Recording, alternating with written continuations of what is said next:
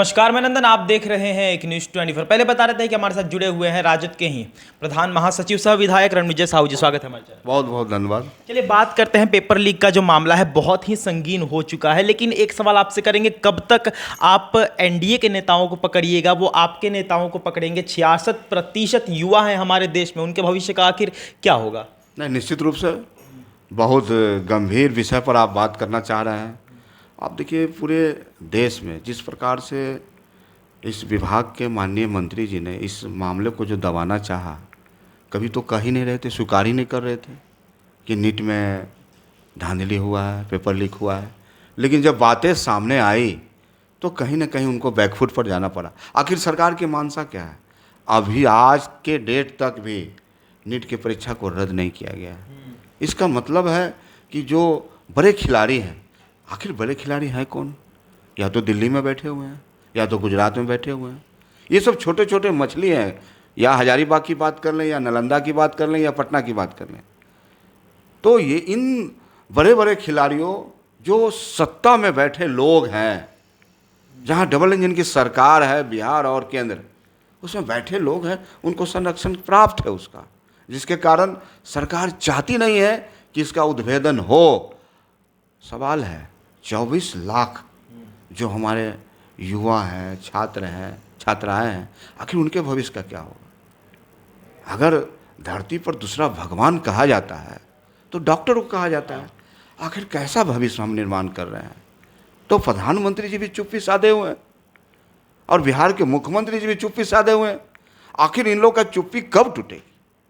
तो बिहार पूछता है, देश पूछता है, बिहार का एक एक नौजवान पूछता है, छात्र पूछता है। तो पूरी तरह से बिहार एक ऐसा स्टेट है जहां छात्र परिश्रम के बल पर निश्चित रूप से यूपीएससी से लेकर तमाम ऐसे कंपटीशन है जिसमें अपने प्रतिभा के बदौलत फेस करते हैं, कंप्लीट करते हैं। लेकिन कहीं ना कहीं आज निराश है। इस सरकार ने नौजवानों को, युवाओं को जो पीड़ा दिया है, यह सरकार कहती है हम नौजवानों को 2 करोड़ नौकरी देने का काम करेंगे। यह सरकार कहती है कि बिहार से हम पलायन रोक देने का काम करेंगे। यह सरकार कहती है कि सबके हाथों में काम देने का काम करूंगा, किसानों को आय दोगुना करेंगे। लेकिन तमाम ऐसी बातें हैं जो इस सरकार में, एनडीए की सरकार में, डबल इंजन की सरकार में जुमला साबित हुआ है। वही दूसरे ओर आप देखिएगा कि बिहार में अगर किसी नौजवान युवा का हमदर्द है तो उस व्यक्ति का नाम है माननीय तेजस्वी प्रसाद यादव, जिन्होंने करके दिखाया। उन्होंने कहा 10 लाख सरकारी नौकरी दूंगा और उन्होंने 5 लाख से ज़्यादा सरकारी नौकरी देने का काम किया। बिहार में किसी भी नौजवान से चर्चा करेंगे तो नौजवान कहेगा कि नौकरी मतलब तेजस्वी, रोजगार मतलब तेजस्वी, विकास मतलब तेजस्वी। इसलिए बिहार मांगता है तेजस्वी प्रसाद यादव को। अच्छा, ये 15 अगस्त से तेजस्वी यादव आभार यात्रा पर निकल रहे हैं, बिहार के विभिन्न जिलों में जाएंगे, यात्राएं करेंगे। आपको बता रहे थे कि एनडीए के नेताओं की तरफ से बयान आने शुरू हो चुके हैं कि चाहे वो तेजस्वी यादव आभार यात्रा पर निकले या कुछ हो, क्या आप 3 मार्च को जन विश्वास महारैली का भीड़ भूल गए हैं? क्योंकि वो भीड़ तो जुटा था, लेकिन उस भीड़ को राजद या फिर महागठबंधन के अपने पाले में ज़्यादा डाल नहीं पाई थी। और राज्यसभा सांसद संजय झा, उन्होंने भी कहा था कि 90 से 5 का समय कैसे कोई भूल जाएगा। 90 से 5 देखिए, असलियत बात यह है कि माननीय तेजस्वी जी के लोकप्रियता से पूरी तरह से ये लोग बौखला गए हैं, घबरा गए हैं। साहब, आप आंकड़ा देखिए।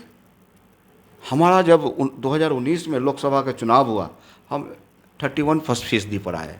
इस बार हम 40% पर है, 40%, यानी 9% हमारा आंकड़ा बढ़ा है। लोगों की विश्वास, नौजवानों को उम्मीद माननीय तेजस्वी प्रसाद यादव के प्रति, महागठबंधन राष्ट्रीय जनता दल के प्रति बढ़ा।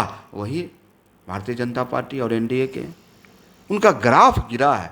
6 से 7% उनका जो है वोट कम हुआ है। तो ये साबित करता है कि तेजस्वी प्रसाद यादव की लोकप्रियता बढ़ी है और उनसे आज बौखलाए हुए हैं लोग, घबराए हुए हैं। और आने वाला 2025 में तमाम बिहार की महान जनता एक ताकत के साथ, एक शक्ति के साथ, एक क्रांति के साथ, नए जोश ऊर्जा के साथ बिहार के मुख्यमंत्री तेजस्वी प्रसाद यादव को बनाएंगे।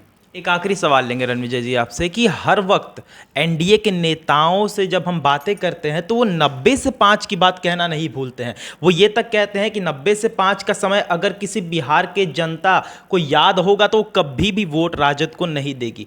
मतलब इस तरीके का बयान एनडीए के नेताओं की तरफ से आता है। देखिए, ये वही लोग बयान देते हैं जो मनुवादी हैं, समांतवादी हैं।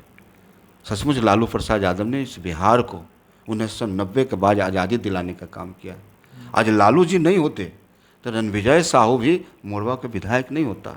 तो ये सामाजिक जो परिवर्तन हुआ, सामाजिक न्याय के साथ जो वंचित समाज, शोषित समाज, जो समाज के मुख्य धारा से दूर था, वह सदन जाने का काम किए। आप देखिए 1990 के पहले कौन लोग सदन के अंदर जाते थे, 1990 के बाद कौन लोग सदन के बाहर जा रहे हैं।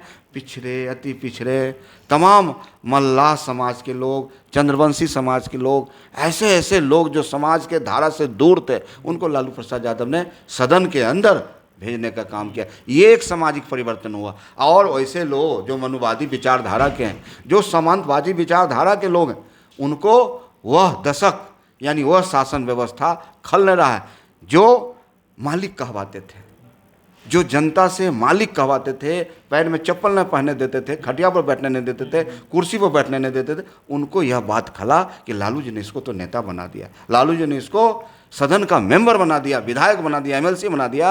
इन बातों को लेकर ये बोलने का काम करते हैं कि बिहार की महान जनता सब कुछ देखती है और जनता जब फैसला लेती है तो वैसे नेताओं को बेरोजगार कर देती है। देख सकते हैं रणविजय साहू जी हमारे साथ जुड़े हुए थे। खासा हमने इनसे बातचीत की कि विधानसभा इलेक्शन को मद्देनजर रखते हुए तेजस्वी यादव जो आभार यात्रा निकाल रहे हैं, क्या कुछ फायदा उन्हें होगा और क्या कुछ प्रॉफिट राजद के लिए, महागठबंधन के लिए निकल कर सामने आएगा। तो ये थी आज की रिपोर्ट। बाकी ऐसे और तमाम खबरों के लिए बने रहते हैं स्टैंड फॉर। मैं नंदन अपने सहयोगी के साथ। धन्यवाद।